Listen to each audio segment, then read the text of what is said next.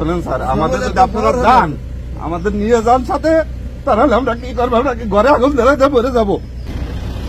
Sir ওইটা ওনার phone.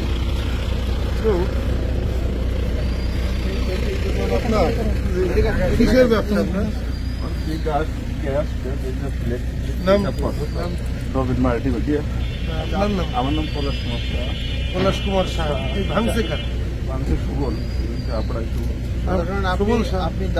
ওর সাথে কি ও মানে এই জমি জাতি নিয়ে আমার বাড়ি এটা স্যার, ওর জমি এটা স্যার, জমি জাতি নিয়ে দ্বন্দ্ব। আমি তো টাকা পাবো, টাকা দেয় না, এইসব নিয়ে দ্বন্দ্ব। এই ভাঙার ওই দিন ভাঙার কারণটা কি? তা জানো, বিরাট বড় লিডার হয়ে গেছে নাকি? তা আমি জানি না। আপনি ওই যে যারা যারা মানছে সন্দেহ করছেন সবার আপনি এটা তালিকা করে রাখেন, আমি আইসি সাহেবের বলে দিচ্ছি। এখন স্যার রাত্রেবেলা আমরা ঘুমাতে পারতেছি না।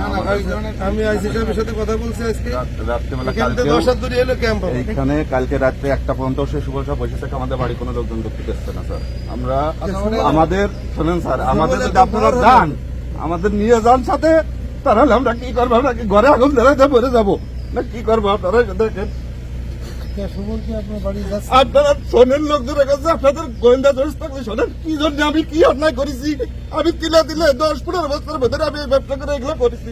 আমার একটা চুল পর্যন্ত রাখিনি, আপনারা দেখেন। আচ্ছা সেটা তো হিসেবে হবে না, ওটা নিয়ে বিষয় বলছি না। এখন সুবল আপনারা এই শুনতেছেন, আপনারা চলে যাবেন। আমার পরে বিভিন্ন লোকের চাঁদা চাওয়ানো হচ্ছে, বিভিন্ন রকম সে চাঁদা চাইছে, চাওয়ানো হচ্ছে, বাড়িতে বেরোতে দিয়ে আসছে না, ভয় দিয়ে আসছে যেন বাড়িতে না রাস্তায় আসি। তাহলে আমরা কি করবো? কাজ আমরা খাবো কি? কোন লোক বাজারে আমাকে দিয়ে যেতে হচ্ছে না।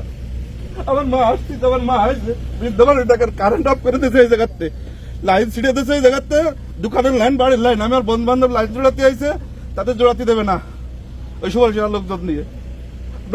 কি এখন অন্যায় করেছে? আমার মা আসছে 65 বছরের উপরে বয়স, শোনেন, ওষুধ খাই, ওষুধের পরে থাকে। আমরা কি করেছি যারা? আজকে পরে আর এই সমস্যা থাকবে না। স্যার আপনারা চলে যাবেন রাত্রেবেলা, তো আমরা এটা অবজার্ভ উনি কি প্রশাসনের ঊর্ধ্বে? রাত্রেবেলায় এখন সুবল কি একেবারে রাত্রেবেলা তো কেউ থাকে না, উনি কি ঊর্ধ্বে, প্রশাসনের ঊর্ধ্বে উনি কি? রাত্রেবেলা তো কেউ থাকে না। আচ্ছা দেখান দেবে। আমাদের এতদিন তো বের হয়নি আমরা। না নম্বর রাখেন।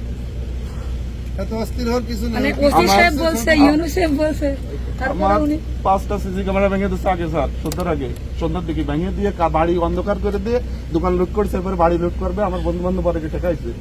এই যে সমস্যা হলে এই নাম্বারে ফোন দেবেন। ভাই ঠিক আছে, আমার নাম্বার তো স্যার নাম্বার দিয়েছে, আপনি জানেন না, আমি স্যারকে নিয়েছি। আর ওনার বাড়িটা হচ্ছে এখানে, আশপাশে আছে? ওনার এই যে এখানে বাড়ি ওনার, ওনাকে ডাকেন তো একটু, কেউ আছেন? আর দোকান